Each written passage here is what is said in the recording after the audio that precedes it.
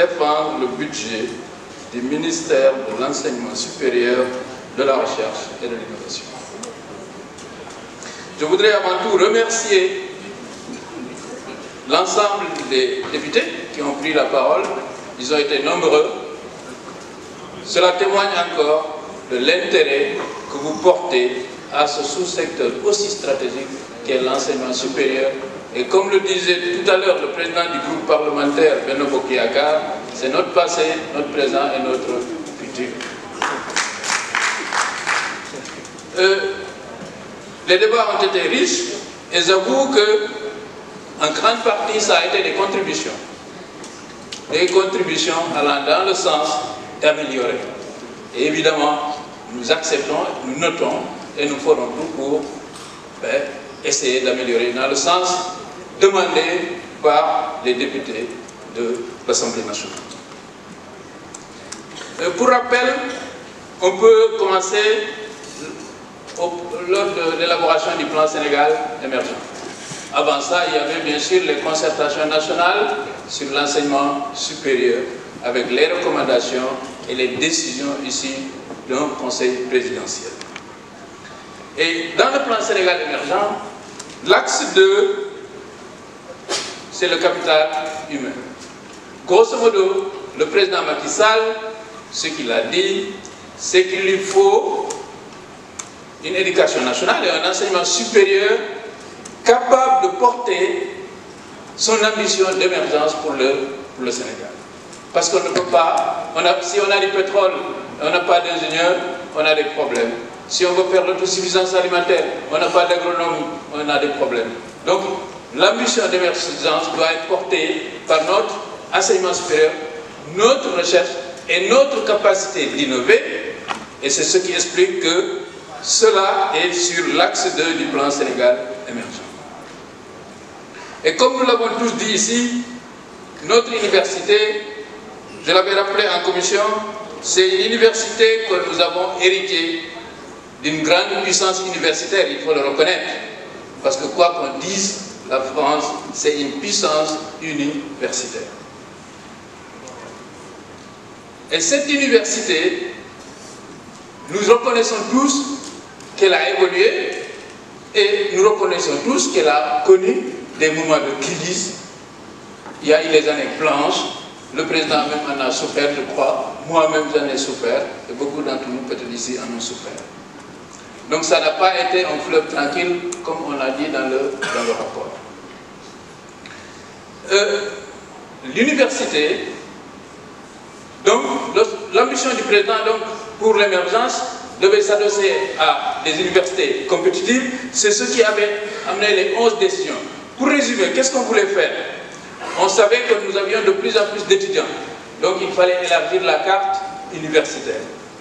Et cela aussi pour des questions d'équité, parce qu'on avait vu que nos universités se trouvaient sur la côte occidentale de notre pays, mais que l'intérieur, on va reparler de Matam, de Sénégal oriental, ben les gens étaient encore obligés de venir à Dakar. Donc, élargissement de la carte universitaire. Est-ce que la carte universitaire a été élargie? Oui. D'abord, les universités existantes, notamment même Dakar et Saint-Louis, on a augmenté les capacités, que ce soit sur le plan pédagogique, que ce soit sur le plan social, que ce soit sur le plan du personnel administratif, technique et de service, que ce soit au niveau aussi des enseignants et des chercheurs. Ça, c'est indéniable. Je pense que tout le monde l'a reconnu ici. La carte universitaire, elle a été bien élargie parce que les universités, les nouvelles universités qui ont été créées avec l'ère du président Abdoulaye Wade, il faut le reconnaître. L'université de Thiès, l'université de Ziguinchor, l'université de Bambey.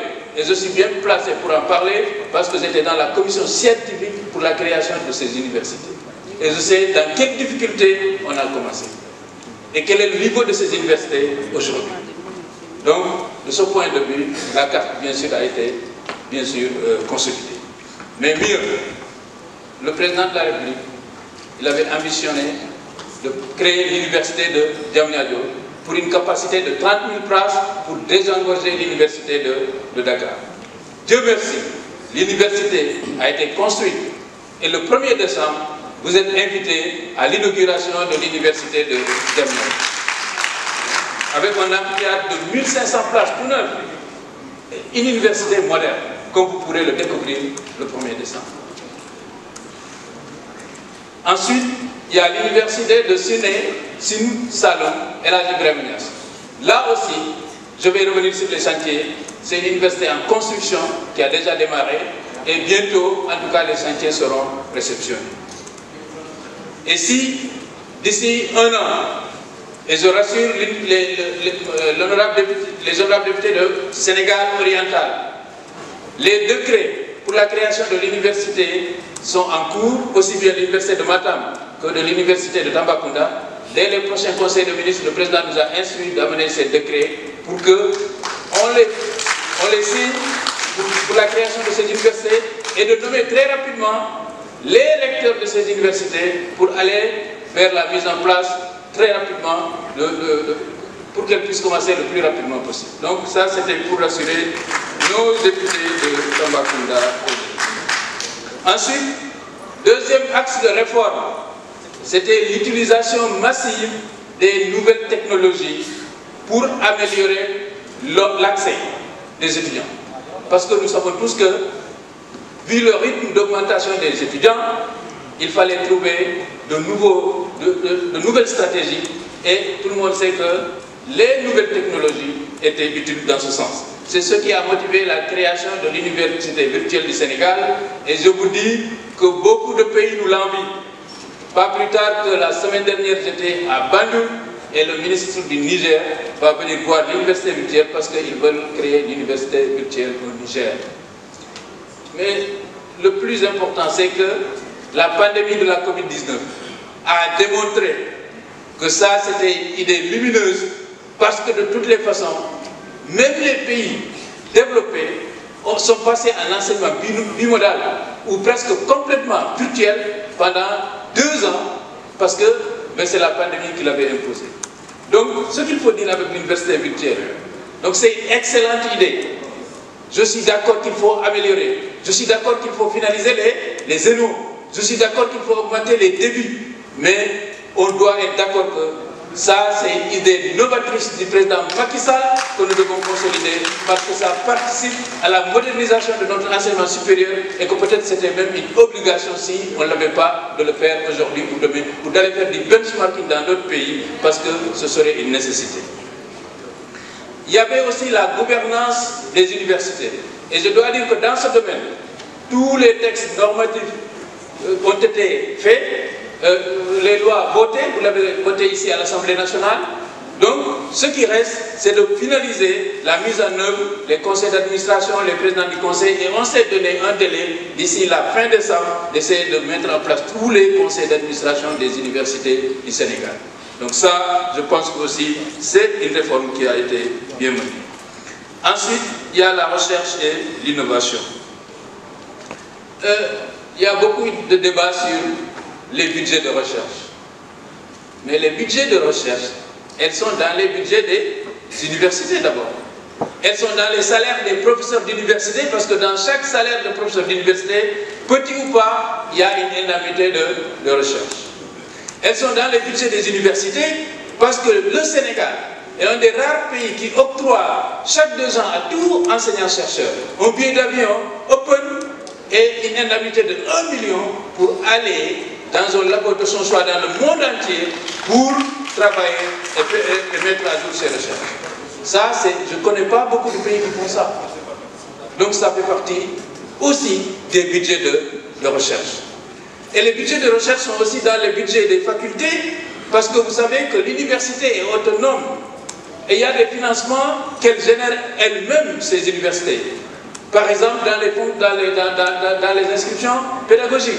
Et d'autres, des fonctions de service qui permettent de financer la recherche, mais aussi grâce à l'ingéniosité de nos chercheurs qui arrivent à lever des fonds au niveau international. Moi, je me rappelle, en tout cas, au département de Maths, quand je quittais, on avait 2 projets qui ont rapporté à l'Université de Dakar $1 million pour faire de la recherche. Donc, je ne dis pas que c'est suffisant. Je connais aucun pays au monde qui donne suffisamment de recherche, d'argent à la recherche. Ça n'est jamais suffisant. Je suis d'accord avec l'honorable député Pape Djibril Fall. La recherche, peut-être elle a un coût, mais de toutes les façons, même les pays les plus avancés ne peuvent pas dire qu'ils financent de façon optimale la recherche. On peut dire qu'il y a une différence de financement entre nous et tel autre pays. Mais les ressources que nous mobilisons, en tout cas, nous permettent de faire en sorte que nos universités arrivent à maintenir le standard. C'est ce qui fait que l'université de Dakar, comme on a dit, actuellement, elle reste la première université francophone, 28e en Afrique. Et si on me dit que c'est l'arbre qui cache la forêt, avec les résultats du commerce, ça fait beaucoup d'arbres, donc peut-être on est dans la forêt. Elle n'est pas cachée. Il faut juste accepter que nos universités, en tout cas, dans le contexte africain, parce qu'il faut d'abord qu'on se compare avec nos voisins quand même. Je veux bien qu'on me compare avec Stanford, mais compare-moi d'abord avec mes voisins. Mais je suis d'accord, l'université de Dakar doit ambitionner d'être peut-être dans le top 100 des universités, peut-être, je ne sais pas, du monde, mais en tout cas, on doit aller titiller les universités sud-africaines. C'est possible. C'est une question d'organisation, de méthode, et nous sommes en train de réfléchir sur comment mobiliser notre diaspora. Parce que nous avons beaucoup de chercheurs à l'étranger qui veulent contribuer. Je pense que si nous mettons tout ça en œuvre, on pourra voir très rapidement le classement de nos universités s'améliorer. Alors, moi-même je suis élu local, président du conseil départemental, et nous vivons tous ces questions de logement de nos étudiants. Mais quand même, moi je me rappelle, lorsqu'on crée l'Institut africain de sciences mathématiques, l'ambassadeur de France nous avait invité un jour, et on devait, pour s'enquérir un peu de cet institut. Et il m'avait posé une question. Pourquoi, lorsque tous les officiels avaient parlé, il a dit qu'il veut écouter le point de vue d'un enseignant et il m'avait donné la parole. Mais je lui avais dit, mais moi je suis né après les indépendances quand même. On parle de logement à l'université. Mais moi, quand je devais faire l'école primaire, il n'y avait pas d'école primaire.